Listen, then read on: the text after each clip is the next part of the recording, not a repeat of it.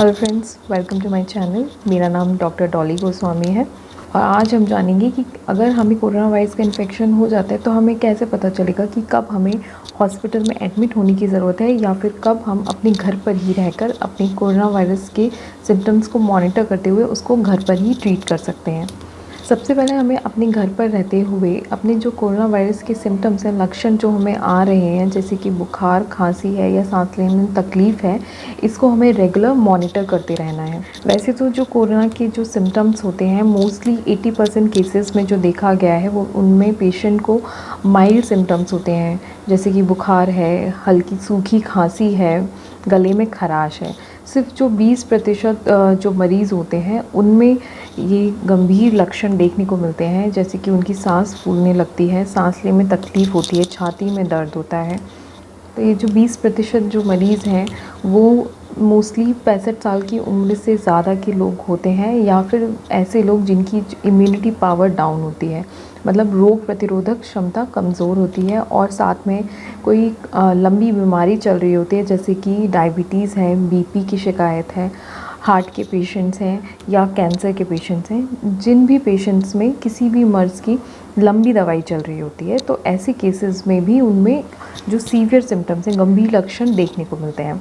सबसे पहले अगर कोई पेशेंट मान लीजिए हॉस्पिटल जाता है तो जो डॉक्टर होता है वो दो चीज़ की टेस्टिंग ज़रूर करता है। सबसे पहले तो वो हमारा टेम्परेचर यानी कि तापमान शरीर का वो नापेगा थर्मामीटर की मदद से, उससे देखेगा कि बुखार है या नहीं। दूसरा, पल्स ऑक्सीमीटर एक डिवाइस होता है जिसकी हेल्प से हम पल्स रेट और पेशेंट की जो ब्लड में ऑक्सीजन का लेवल होता है उसको नापते हैं। तो ये जो पल्स ऑक्सीमीटर होता है वो एक छोटा सा डिवाइस होता है जिसे हम अपनी फिंगर पे लगाकर ब्लड में हमारे ऑक्सीजन का सैचुरेशन चेक कर सकते हैं कि हमारे ब्लड में जो ऑक्सीजन की मात्रा है वो भरपूर है या नहीं है। तो जो नॉर्मली हमारे ब्लड में ऑक्सीजन सैचुरेशन लेवल होता है वो 95 से ऊपर होता है।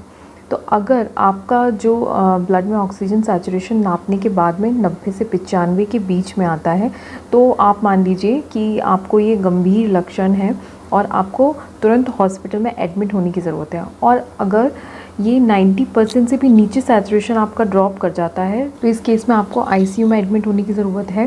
हो सकता है कि आगे जाकर आपको वेंटिलेटर की ज़रूरत पड़ जाए और आप खुद सांस लेने में सक्षम ना हो। अगर आप अपने घर पर रहकर ही कोरोना वायरस के सिम्टम्स को मॉनिटर करना चाहते हैं या उसका इलाज घर पर ही रहकर करना चाहते हैं तो आपको ये छोटी सी जो डिवाइस होती है पल्स ऑक्सीमीटर, उसको अपने पास में रखना है और उसको रेगुलर बेसिस पे अपने ब्लड में ऑक्सीजन सैचुरेशन पता करते रहना है, जिससे कि आपको पता चल जाएगा कि कब आपके जो सिम्टम्स हैं वो बिगड़ रहे हैं या किस कंडीशन में जा रहे हैं और आपको अभी हॉस्पिटल में एडमिट होने की ज़रूरत है या नहीं है।